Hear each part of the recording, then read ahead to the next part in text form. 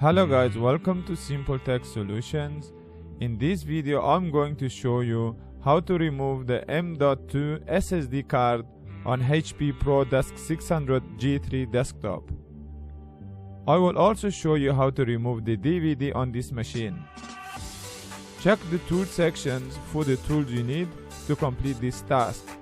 As I always remind you in every video, when working with electrical devices, make sure to turn it off and remove the power cable from the system before you are about to open it.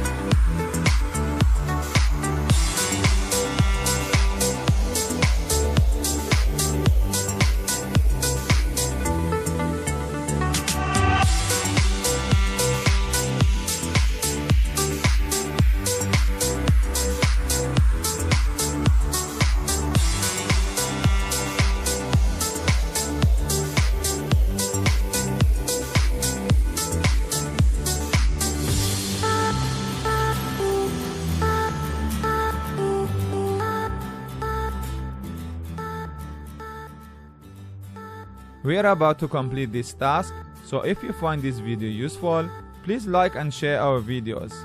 And if you want to watch more, please subscribe to my channel and click the bell icon to get new video updates. Thank you.